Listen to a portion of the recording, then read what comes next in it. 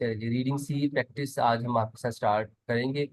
और उसके लिए सबसे पहले आपके लिए ये समझना बहुत ज़रूरी है कि जो एक टॉपिक पे हेडिंग दी होती है स्पेशली, आपको वो पता होनी चाहिए। वो जब आप हेडिंग पढ़ते हैं तो आप ओवरऑल जो आपका पैराग्राफ है रीडिंग का, आप उसको इमेजिन कर सकें उसके अंदर क्या स्टोरी है, कौन सी चीज़ के बारे में डिस्कस किया है। डिजीज जैसे तरह यहाँ पे जैसे एडल्ट टाइप 1 डायबिटीज मेलाइटिस के पेशेंट के बारे में बताया गया है। दूसरी चीज जो मैंने आपको बतानी थी कि जो स्टेटमेंट ऊपर लिखी हुई है, जैसे in this part of the test there are two text about different aspects of health care. For question 7 to 12 choose the answer which you think fits best according.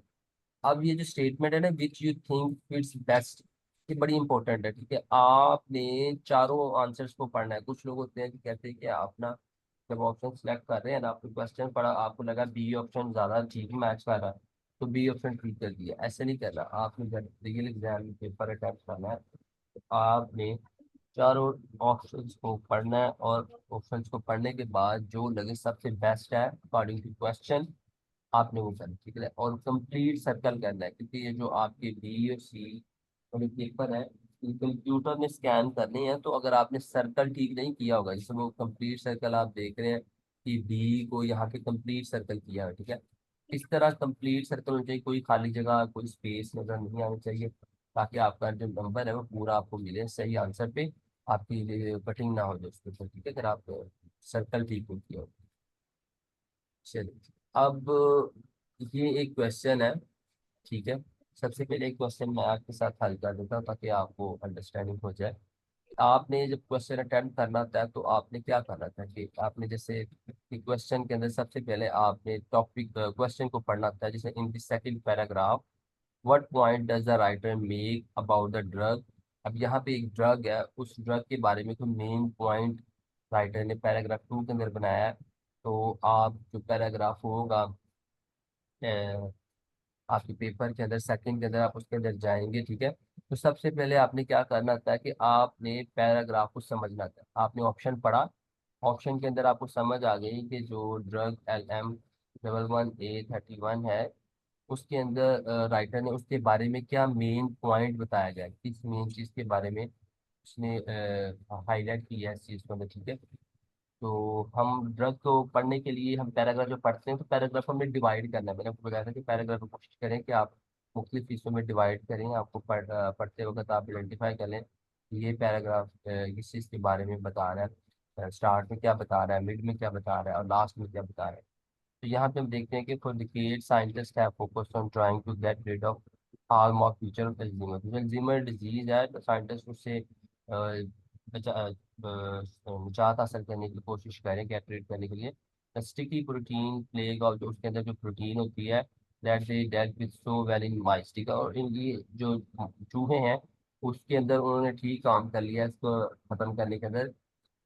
If they get rid of that in human too, और अगर काश humans के अंदर भी वो इसके अंदर हो जाए। The thinking went they could eliminate the disease और एटलीस्ट लेसन द सीवियरिटी।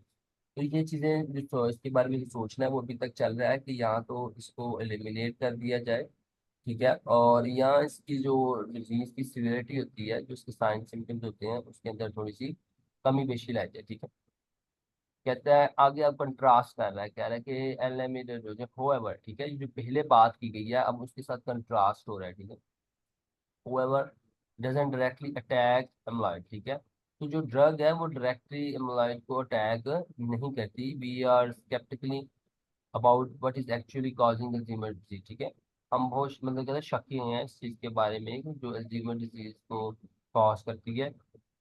लोगों से आगे जो साइंटिस्ट है उसका नाम आ गया, referring to these protein plaques most peoples are working at the edge of the problem but we are going right after Covid.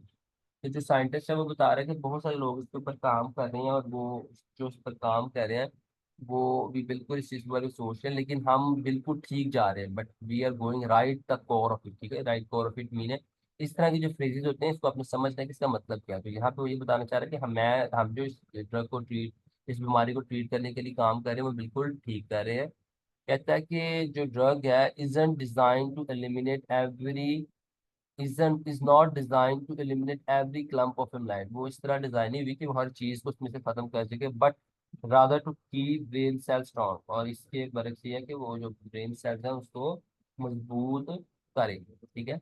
safeguarded against neurological outflows whether they are the effect of amyloid or other factor involved in disease। तो जो इस चीज को बीमारी को काज कर रहे हैं, चाहे वो एम्ब्लॉयड हो या वो कोई अदर फैक्टर्स हो जो एल्जाइमर डिजीज में कर रहे हैं, ठीक है। It is a less Orthodox approach but if it works it could be turning point.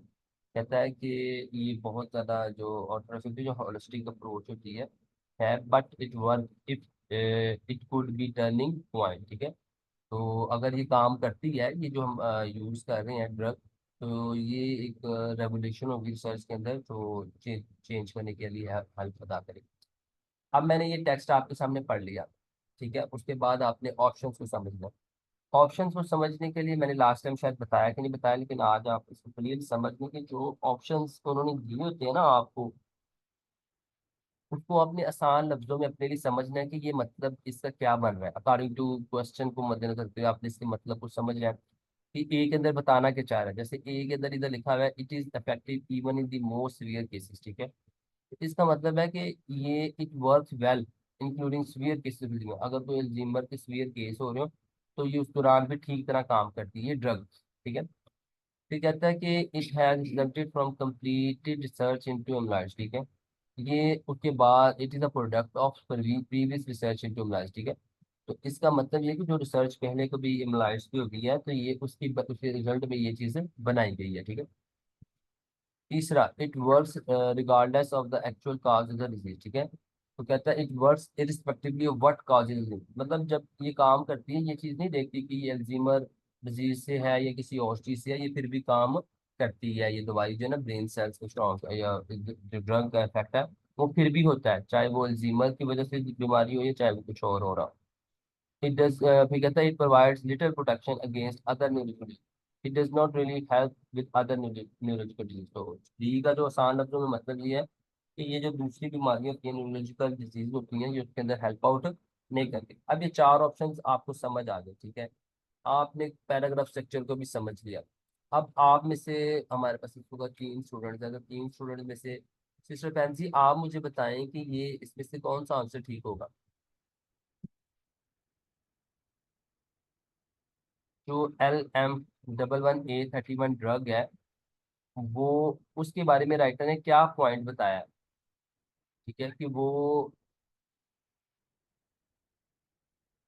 वो it is effective even in the most severe cases है, या it is the product of previous research into amyloids, ठीक है। जो एमोलाइट्स पे previous research हुई है जो उसके रिजल्ट में बना है, या ये काम करती है ड्रग ऐसे जैसे कोई भी बीमारी हो चाहे अल्जीमर हो, वो इसके बरक्स भी वो काम अपना करती है, और या ये does not really help with other neurological disease, या किसी अदर न्यूरोलॉजिकल डिजीज है उसके लिए हेल्प नहीं करती जी। और ये पैराग्राफ स्ट्रक्चर है। अब आपने कोई ऑप्शन सेलेक्ट करना हो तो आप कौन सा करेंगे।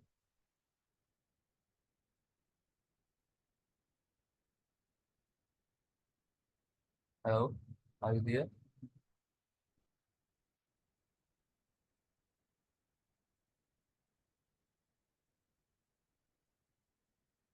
एनीबडी कोई और बता दे।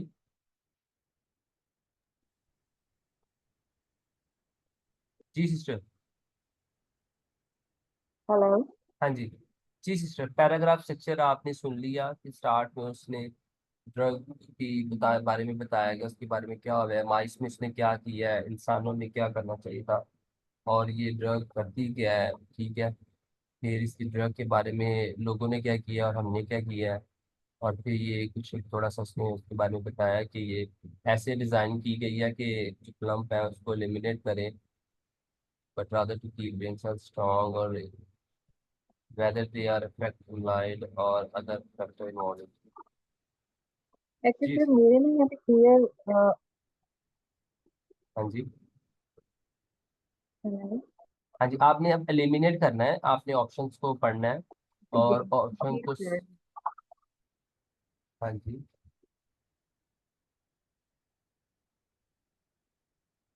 एक हमें सर ऑप्शन। सी। एक ऑप्शन हमें जवाब आया बी। ठीक है, आप क्या बताना चाहेंगे? कि it was regardless of the actual cause of the disease. ये आपने सेलेक्ट किया सी। तो और एक स्टूडेंट हमारे पास रह गया, आप क्या जवाब देना चाहेंगे ताकि हम इसको फाइनल फिर जस्टिफाई करें कि कौन सा जवाब ठीक है? आपकी थॉट भी हम देख लेते हैं, सिस्टर रुबीना।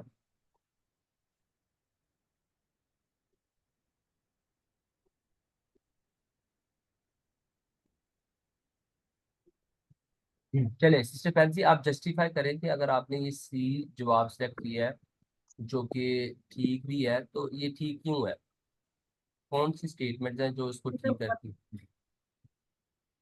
मुझे प्लीज ये जो स्टेटमेंट है ना कि क्लियर वो विजिबल नहीं है। ठीक है, मेरे से रीड भी नहीं हो रहा, तो इस वजह से मैंने सिर्फ आपको सुना है और हम्म। उसके लिहाज से मैंने ये बता दिया कि सही है।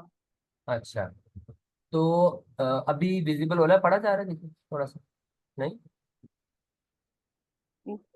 बहुत लाइट है। बहुत लाइट है, चले।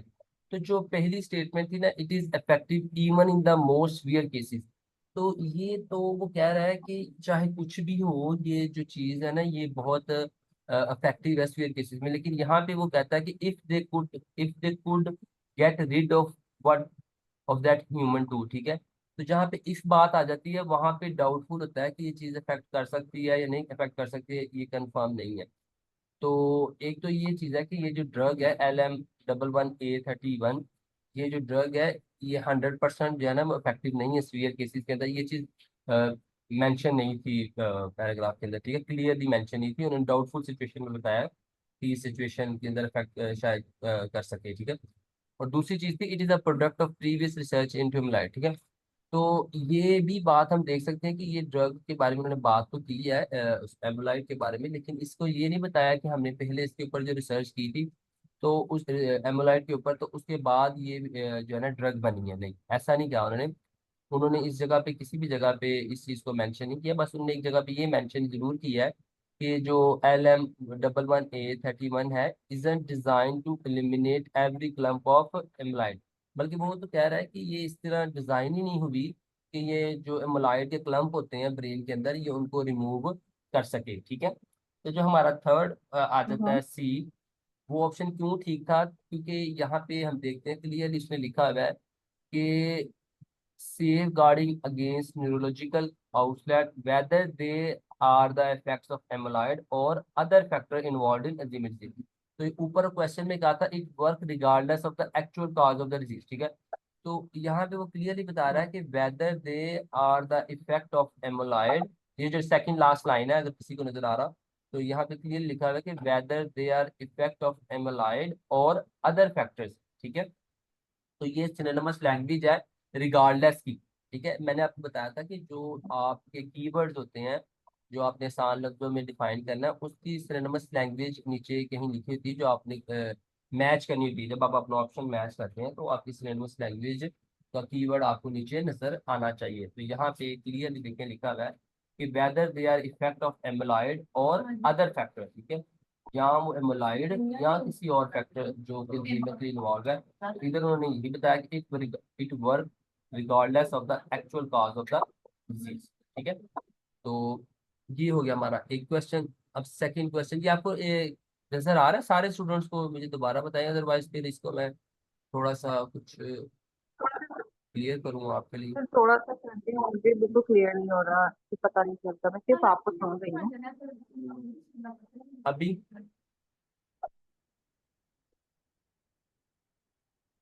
अभी देखो। अ, कुछ बेहतर है।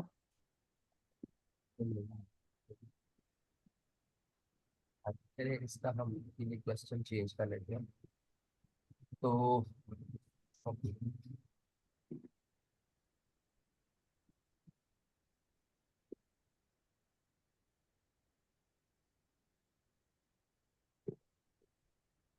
चलिए जी अब देखें, अब क्लियर। जी सही है, सही है, ठीक है, चलिए अभी क्लियर है। ये सिस्टर रुबीना जो है हमारी हाँ सिस्टर रुबीना, ठीक है। सिस्टर, अब आपका ये क्वेश्चन है, आपने ये क्वेश्चन अटेम्प्ट करना है। ठीक है, जी सर। तो अगर आप कहती हैं तो मैं आपके लिए पढ़ देता हूँ, अदरवाइज आप खुद भी इसको पढ़ सकती हैं क्या? ठीक है सर।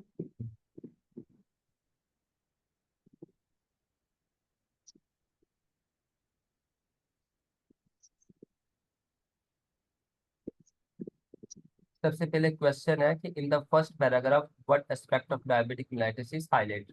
तो हमने जो डायबिटिक मेलाइटिस है उससे रिलेटेड कोई एस्पेक्ट हाईलाइट किया गया है। वो जो एस्पेक्ट हाईलाइट किया गया डायबिटिक मेलाइटिस से रिलेटेड हमने वो आइडेंटिफाई करना है कि डायबिटिक मेलाइटिस क्या करती है, ठीक है। Diabetic mellitus is a chronic condition and a significant health problem. Complications are responsible for high morbidity and in many cases premature mortality.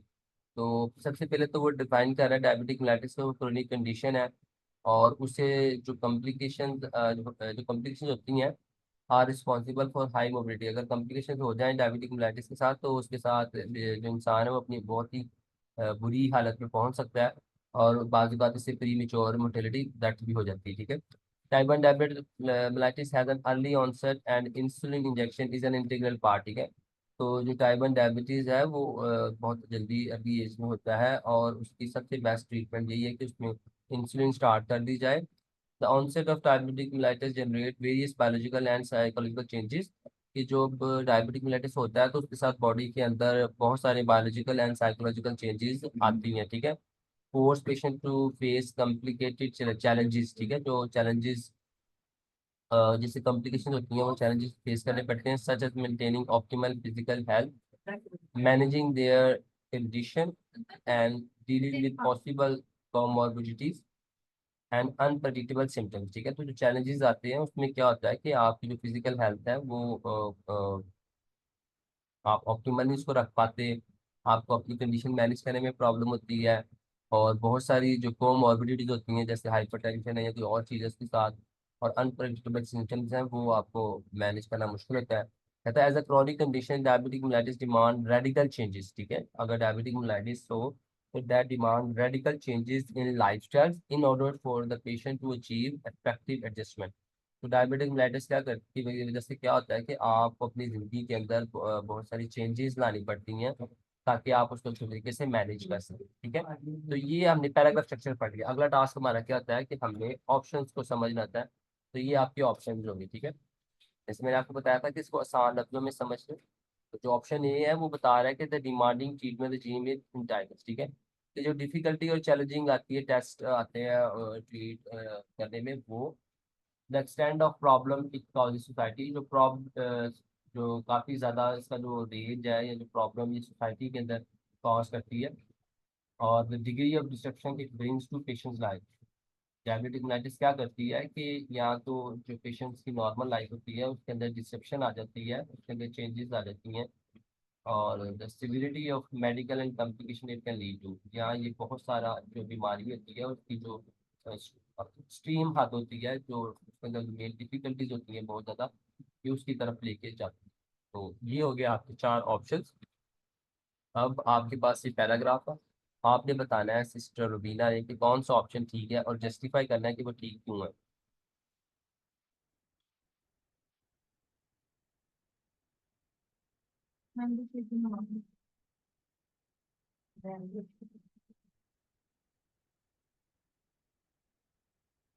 Ji sister.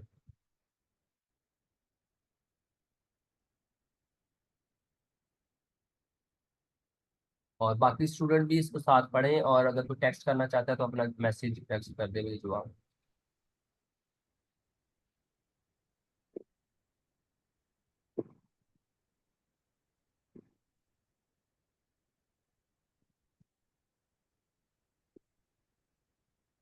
Ji sister, आपने जवाब सेलेक्ट करना है और जस्टिफाई करना है कि वो ठीक क्यों है। तो पैराग्राफ मैंने आपके सामने पढ़ दिया, आपने खुद भी पढ़ लिया होगा। ऑप्शंस आपके सामने डिफाइन हो गए। तो और हमने क्वेश्चन हमारा क्या है, क्वेश्चन के साथ स्टिक रहना है। क्वेश्चन क्या है, what aspect of diabetic mellitus. Diabetic mellitus के कौन से एस्पेक्ट हैं जो हाईलाइट हुए हैं इस पैराग्राफ के अंदर।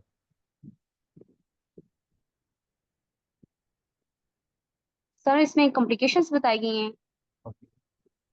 टाइप 1 डायबिटीज की। हेलो। हाँ जी मैं सुन रहा हूँ, बताएं। आपके लिहाज से ऑप्शन डी है, कॉम्प्लिकेशन बताएंगे, the severity of medical complication it can lead to. आपकी आवाज जल्दी क्लियर कीजिएगा ताकि हम ना नेक्स्ट क्वेश्चन के ऊपर जा सके उसके बाद।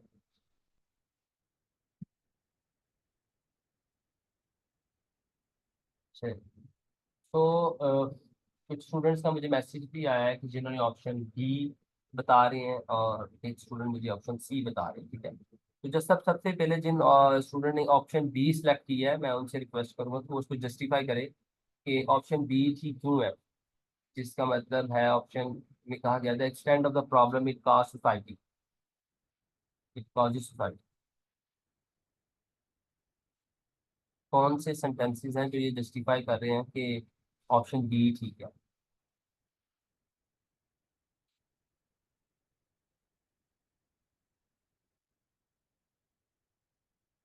जी सिस्टर। हालांकि हाँ जी बताएं सिस्टर, ऑप्शन बी।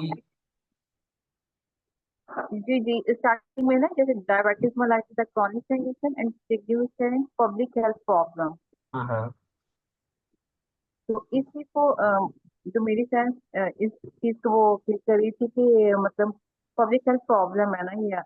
तो यहाँ पे भी यही है, अच्छा उन्होंने द बताया एक्सटेंट ऑफ द प्रॉब्लम। हाँ जी, टॉपिक सेंटेंस के अंदर उन्होंने डायबिटिक मेलाइटिस की जो मेन चीज़ है, जो वर्ब होती है ना एक्चुअली, वो मेन चीज़ होती है। अगर टॉपिक सेंटेंस के अंदर देखा जाए तो उन्होंने बताया कि ये क्रॉनिक कंडीशन है and significant public health problem, ठीक है।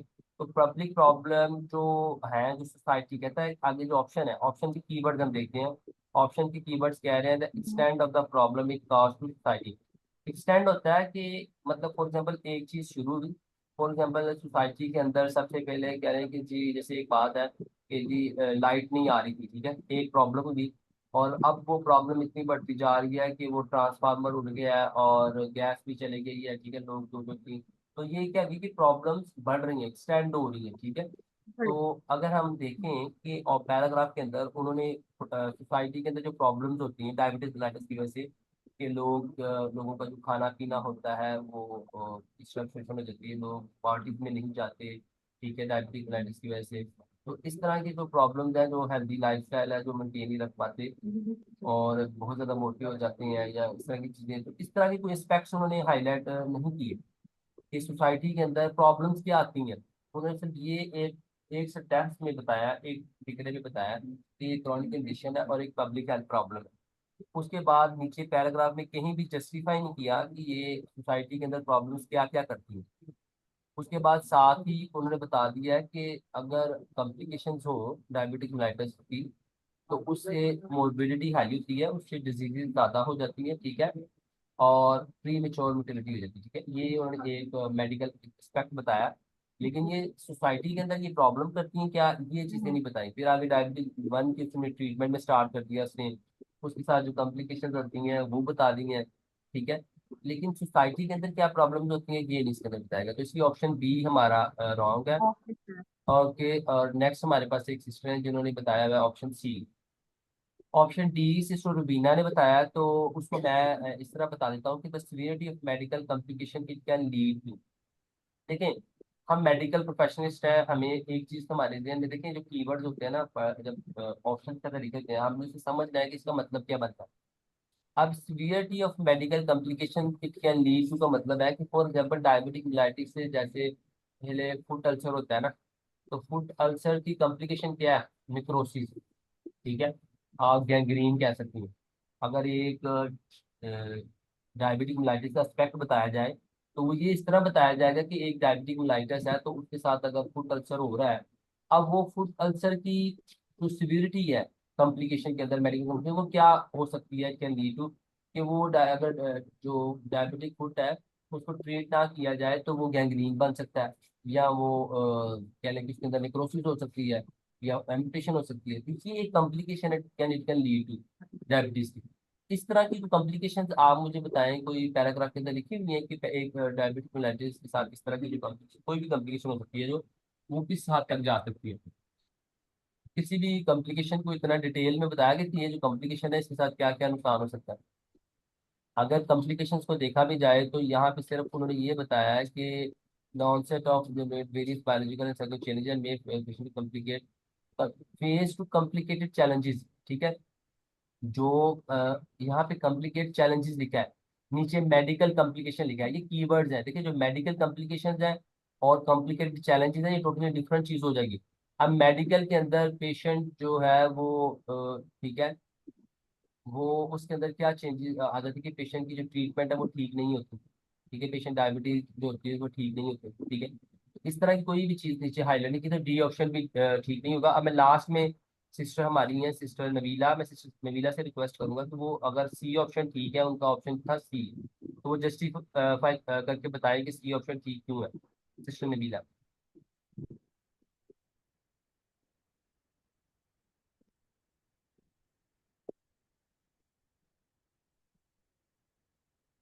सिस्टर नबीला।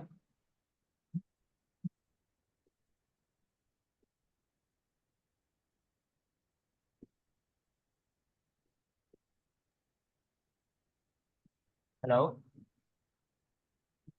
जल्दी करें ताकि हम ना नेक्स्ट क्वेश्चन और कर लें, क्योंकि ये हमारा टाइम जो है ना वो काफी कम हो जाएगा इस तरह से।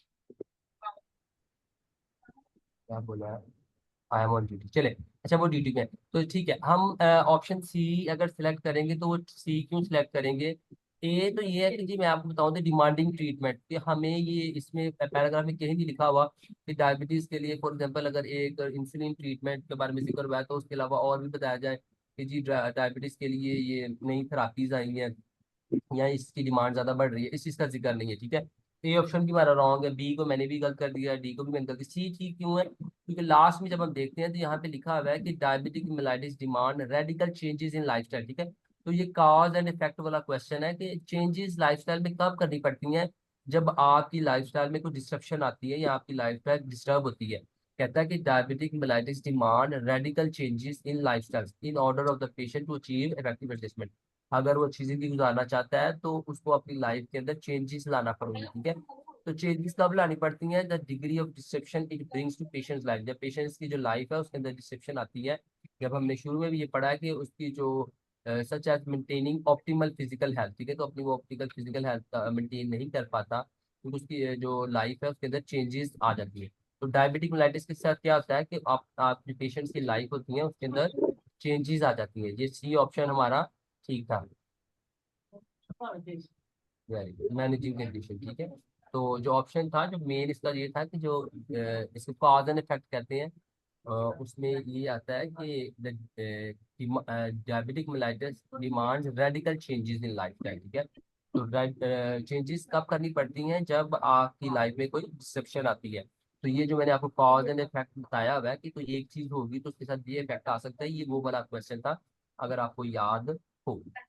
तो इस तरह आपको रीडिंग सी के अंदर क्वेश्चंस आने हैं कि आपने इनको डीपली देखना है कि ऑप्शन के कीवर्ड क्या है, और कॉज एंड इफेक्ट और इम्प्लिसिट इम्प्लिसिट का मैंने को बताया था, अपने जहन में रखते हुए फिर आपने ऑप्शंस को सिलेक्ट कर लें। अब हम नेक्स्ट क्वेश्चन करते हैं टाइम को मैनेज करते हुए।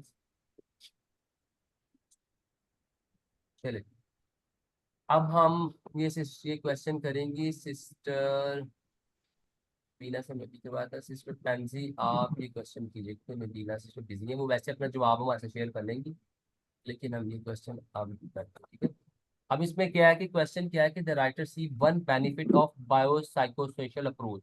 तो सबसे पहले क्वेश्चन को समझना बहुत जरूरी है। जैसे लास्ट टाइम भी क्वेश्चन के आपने कोई डायबिटिक मेलाइटिस का एस्पेक्ट ढूंढना था, डायबिटिक मेलाइटिस के साथ कौन सी जो है ना एस्पेक्ट उसका हाईलाइट हो, क्या उससे चेंजेस आ रही हैं, क्या उससे डिफरेंट होता है, तो जो पैराग्राफ के अंदर मेंशन था वो हमें ढूंढना था। तो इसके अंदर अब हमने क्या करना है कि राइटर सीज वन बेनिफिट, यहाँ पे क्लियरली हमें पता चला कि हमने कोई एक बेनिफिट ढूंढना है of a biopsychosocial approach. Biopsychosocial approach है, उसका कोई एक बेनिफिट है, हमने ढूंढना है। ठीक है, तो पैराग्राफ को मैं पढ़ूंगा, इस तरह आप सुनिएगा गौर से। While patients individual differences play a significant role in the course of the condition, they will also share several common psychological reactions to diabetic mellitus, such as denial and stress over the diagnosis। ठीक है, तो वो उसमें बता रहा है कि जो डिफरेंसेस होते हैं in the course of condition, they will also share several common psychological reaction, बहुत सारे जो कॉमन साइकोलॉजिकल रिएक्शन है डायबिटिक मेलाइटिस से, सच एज डिनाइल और स्ट्रेस। तो डायबिटिक मेलाइटिस जब होता है तो बहुत सारे पेशेंट हैं वो डिनाइल और स्ट्रेस से गुजरते हैं, and treatment of their condition as well as depression, और उससे वो डिप्रेशन में भी चले जाते हैं। Consequently diabetic mellitus treatment requires what has been termed a biopsychosocial approach. तो हमारा क्वेश्चन क्या था, बायोसाइकोसोशल अप्रोच का हमने बेनिफिट ढूंढा। तो हमारा मेन पॉइंट आ गया है कि कहता है कि डायबिटिक मेलिटिस को ट्रीटमेंट करते हुए आपको एक टर्म का सामना करना पड़ता है, वो टर्म है बायोसाइकोसोशल अप्रोच। उसमें क्या है, combining medical monitoring and regiment compliance on the other hand, ठीक है।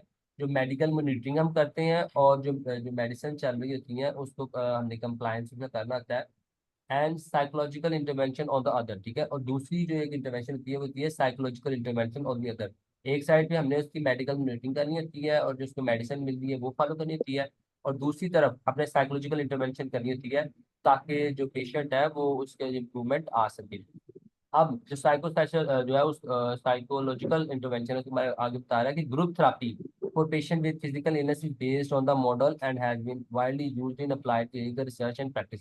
तो जो बायोसाइकोसोशल अप्रोच है उसकी बेस पे ही ग्रुप थेरापी बनाई गई है, जिससे फिजिकल इलनेस जो होती है लोगों की, उनके मॉडल उनको बनाए गए ताकि वो उनकी जो इम्प्रूवमेंट लाई जाए। और ये बहुत सारी रिसर्चेज और प्रैक्टिस के अंदर भी देखा गया कि ग्रुप थेरापी करवाई जाती है। जो पेशेंट को डायबिटीज हो, जो भी एक मेजर डिजीज होती है जैसे डायबिटीज है, हार्ट डिजीज है, या सर्जरीज होती है किसी की, या एम्पुटेशन हो जाती है, कैंसर हो जाता है, तो उनकी ग्रुप थेरापी करवाई जाती है। तो डायबिटिक मेलाइटिस का भी उन्होंने बताया कि इसको रिसर्च के अंदर देखा गया कि इसके अंदर ग्रुप थेरापी करवाई जाती है।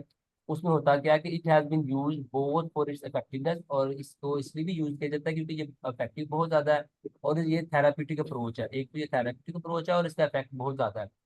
And also because as a process it enable, क्योंकि ये एक और काम भी करती है, it enables simultaneous treatment of a large number of patient. क्योंकि ग्रुप थेरापी में बहुत सारे लोग होते हैं तो इसलिए बहुत सारे लोगों को एक ही टाइम पे ट्रीट किया जाता है। Numerous studies have found group therapy to be an effective treatment. बहुत सारी स्टडीज ने इस चीज को साबित किया कि ग्रुप थेरापी जो है वो बहुत इफेक्टिव ट्रीटमेंट है फॉर क्रॉनिक कंडीशन, जो बहुत बहुत सालों से इस बीमारी के साथ डील कर रहे हो उनके लिए बहुत ज्यादा इंपॉर्टेंट है, more specifically for diabetic mellitus, ठीक है। और डायबिटिक मेलिटस में सबसे ज्यादा थी। अब आपके पास आपके आगे ऑप्शंस आ जाते हैं जिनको आपने समझ के ऑप्शन सेलेक्ट करना है, ठीक है। ठीक है, ये आपके ऑप्शंस हैं। ऑप्शन ए कहता है कि allowing medical professional to conduct valuable research focusing on the person as an individual rather than on the condition. और तीसरा, addressing issue shared by many patient with persistent condition producing and most rapid improvement in patient with mental health issue. तो कौन सा benefit है जो बायोसाइकिल social approach से हमें हो रहा था? अब आपने आंसर बताना सर। अच्छा, मैं सेशन दोबारा स्टार्ट करूंगा क्योंकि ये टाइम आपको हो रहा है, इसलिए दोबारा फिर लॉगिन हो जाएगा सर। मैं दोबारा इसको स्टार्ट कर दूंगा।